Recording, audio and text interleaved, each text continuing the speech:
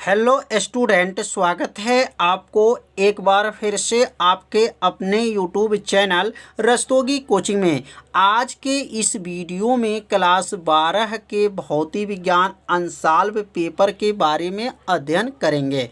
तो पिछले भाग में सेट 1 के प्रश्न नंबर 1 से लेकर के प्रश्न नंबर 2 तक के सभी प्रश्नों को हल करके बताया गया था। तो आज जो है सेट 1 में प्रश्न नंबर 3 से लेकर के आगे के सभी प्रश्नों को हल करके बताया जाएगा। और पेपर कोड क्या है तो 346 XS पेपर का कोड है। तो एक एक प्रश्न को जो है आप सभी विद्यार्थी अच्छे से तैयार कर लीजिएगा, क्योंकि यह प्रश्न जो है बहुत ही क्या है IMP है। तो प्रश्न नंबर 3 क्या है तो प्रश्न नंबर 3 है, एक प्रेरकी प्रत्यावर्ती धारा परिपथ में धारा तथा वोल्टेज के बीच कलांतर क्या होता है। मतलब एक जो है प्रेरक तत्व जो है प्रत्यावर्ती धारा परिपथ है और उस परिपथ में धारा तथा वोल्टेज के बीच में कलांतर क्या होता है। इस परिपथ में प्रेरक प्रतिघात का सूत्र लिखिए। तो इसमें 2 प्रश्न दिया गया है। तो यहाँ पर लिखेंगे कि जब परिपथ में प्रेरक तत्व किससे जुड़ा होता है, प्रेरक तत्व को किससे प्रदर्शित करते हैं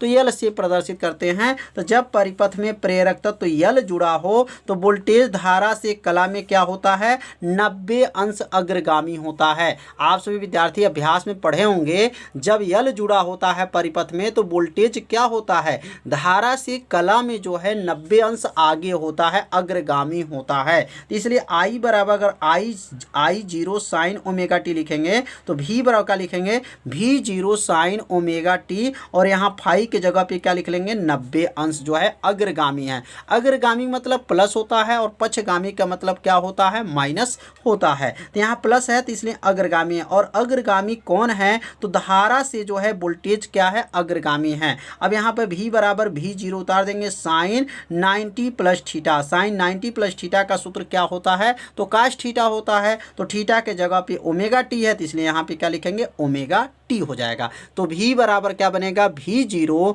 कास ओमेगा टी हो जाएगा। मतलब वोल्टेज और धारा के बीच में क्या कलांतर होगा तो जब प्रेरक तत्व जुड़ा रहता है तो वोल्टेज जो होता है धारा से कला में 90 अंश आगे होता है। अगला जो इसमें दिया गया है दूसरा प्रश्न इसी में प्रेरक प्रतिघात। अब प्रेरक प्रतिघात को किससे दिखाते हैं XL से दिखाते हैं। तो XL किसके बराबर होता है ओमेगा L के बराबर होता है। तो यहाँ लिखेंगे XL बराबर क्या होगा 2 पाई एफ L हो जाएगा। अब ओमेगा के स्थान पे क्या लिखेंगे 2 पाई एफ हो जाएगा, क्योंकि ओमेगा का सूत्र होता है 2 पाई एफ और यहाँ का हो जाएगा L हो जाएगा। तो ये किसका सूत्र हो गया प्रेरक प्रतिघात का यह सूत्र हो गया। अगला जो प्रश्न है 3 का ख, तरंगदैर्घ्य लेमडा बराबर दिया गया है 5 × 10⁻⁷ मीटर के फोटॉन की ऊर्जा का मान इलेक्ट्रॉन वोल्ट में ज्ञात कीजिए। मतलब तरंगदैर्घ्य इसमें कितना दिया गया है तो 5 × 10⁻⁷ मीटर दिया गया है और फोटॉन की जो ऊर्जा निकालना है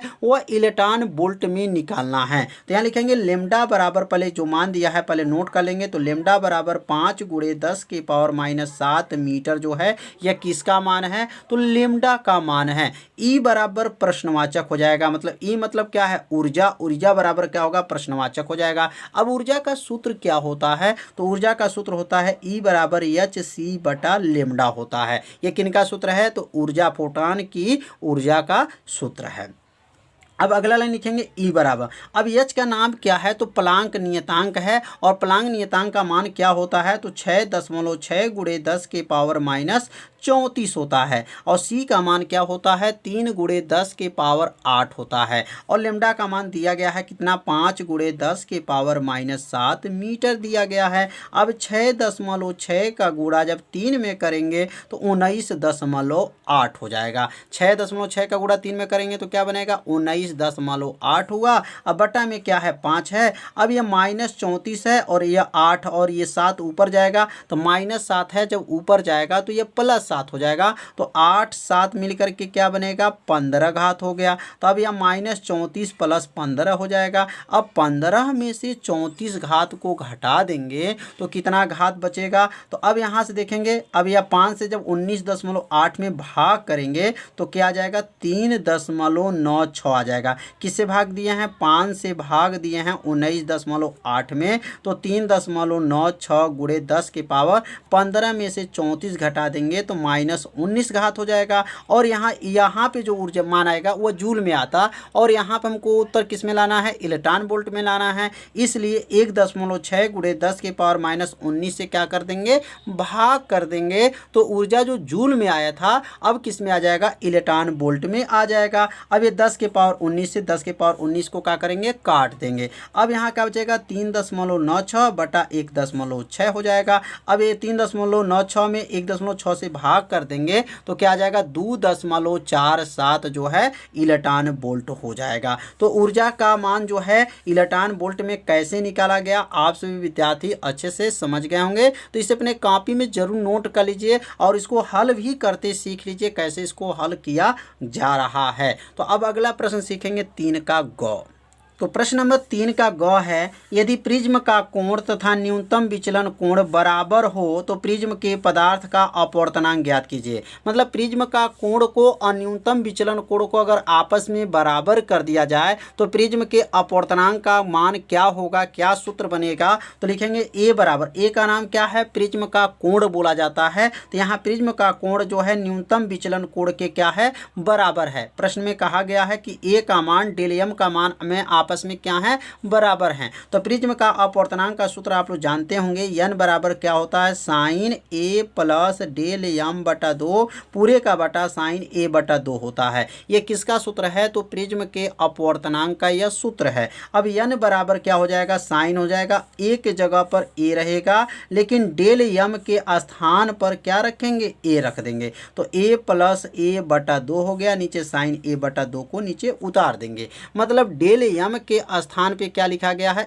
a रखा गया है। अब यहाँ पे लिखेंगे n बराबर क्या हो जाएगा साइन, अब एगो a और एगो a मिलके कितना हो जाएगा 2a हो जाएगा, बटा में 2 है और नीचे साइन a बटा 2 को नीचे क्या करेंगे उतार देंगे। अब यहाँ पे क्या होगा 2 से 2 को काट दिया जाएगा, बचेगा क्या साइन a बचेगा और नीचे क्या बचेगा साइन a बटा 2 बचेगा। और एक सूत्र आप सभी विद्यार्थी जानते होंगे, त्रिकोणमिति में पढ़े होंगे, साइन a का सूत्र होता है साइन a बराबर क्या होता है तो 2 साइन a बटा 2 होता है इंटू क्या होता है कास a बटा 2 होता है। ये किसका सूत्र है तो साइन a का सूत्र है 2 साइन a बटा 2 इंटू कास a बटा 2 इसका जो है सूत्र है। अब ये साइन a को हटा देंगे, उसके स्थान पे क्या लिखेंगे 2 साइन a बटा 2 इंटू कास a बटा 2। ये किसका सूत्र है साइन a का सूत्र है। अब बटा में क्या है साइन a बटा 2 को नीचे उतार देंगे। अब साइन a बटा 2 से साइन a बटा 2 को काट देंगे, काटने के बाद से बचेगा क्या तो n बराबर बचेगा, ऊपर 2 बचेगा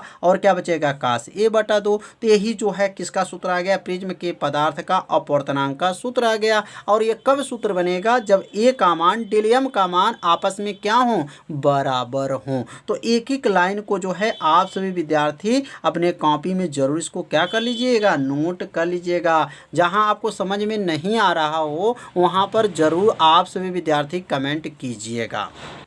अब अगला प्रश्न है, निम्नलिखित तर्क द्वारा निर्गत y के लिए बूलियन व्यंजक ज्ञात कीजिए। अब यहाँ बूलियन व्यंजक ज्ञात करना है। अब यह चित्र दिया गया है और इसको बताना है कि कौन सा यह गेट है और यह गेट के माध्यम से इसका बूलियन व्यंजक बनाना है। तो निम्नलिखित तर्क द्वारा निर्गत y का बताना है। तो a और b इनपुट तथा y जो है क्या है आउटपुट है। और यह जो गेट बना है यह एंड गेट बना है। कौन सा गेट बना है एंड गेट बना है। यह प्रतीक आप लोग जानते होंगे किस गेट का है एंड गेट का प्रतीक है। और इसका बूलियन व्यंजक क्या होगा a इंटू बी बराबर वाई होगा। a गुणे b इसको बोला जाएगा और गुणा के जगह पे क्या लिखते हैं एंड लिखते हैं। तो a एंड b बराबर क्या हो जाएगा y हो जाएगा। तो समझ में आ गया होगा कि मतलब ये कौन सा गेट है तो यह एंड गेट है। और एंड गेट का बूलियन व्यंजक क्या होता है a इंटू बी बराबर वाई होता है या a एंड b बराबर क्या होता है, y होता है। इसमें अथवा दिया गया है, तो अब अथवा में देखेंगे लिखा है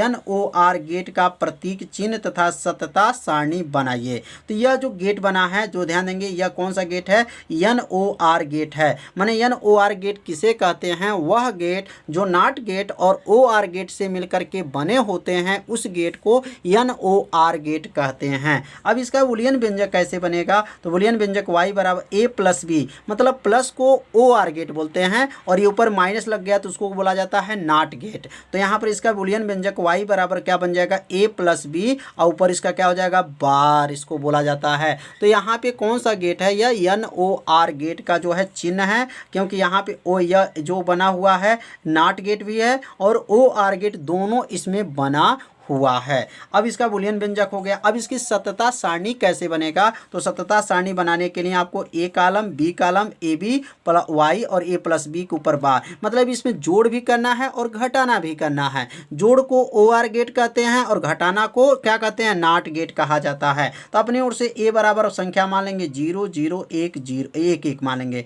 और यहाँ क्या है, 1 है, 1 है, 0 है, 1 है। अब इसको जोड़ेंगे तो 0 0 मिलेगा तो क्या बनेगा, 0 होता है। 0 1 जोड़ेंगे तो 1 होता है, 1 0 जोड़ेंगे तो 1 होता है, 1 1 10 होता है, लेकिन यहाँ पे क्या लिखा जाएगा, 1 लिखा जाता है, याद रखिएगा 1 लिखा जाएगा। 1 1 को क्या कहेंगे, 1 1 1, इसमें जोड़ क्या होता है, 1 1 2 नहीं, इसका जोड़ दूसरा होता है, 1 1 मिल करके 10 होता है। लेकिन जब इसकी सतता सारणी बनाते हैं तो 1 1 यहाँ पर 1 लिखते हैं। अगर जब इसका हम माने नॉट गेट करेंगे तो जब 0 रहता है तो वह 1 हो जाता है, 1 रहता है तो 0 हो जाता है, उल्टा करना है। तो 0 है तो 1 है, 1 है तो 0 है, 1 है 0 है, 1 है तो ये भी क्या रहेगा, 0 रहेगा। तो समझ में आ गया होगा कि इसका जो सतता सारणी कैसे बना। तो इस भाग में प्रश्न नंबर जो है 3 के सभी प्रश्नों को जो है बताया गया। तो आज का ये वीडियो कैसा था, आप सभी विद्यार्थी जरूर कमेंट कीजिएगा, वीडियो को लाइक कर दीजिएगा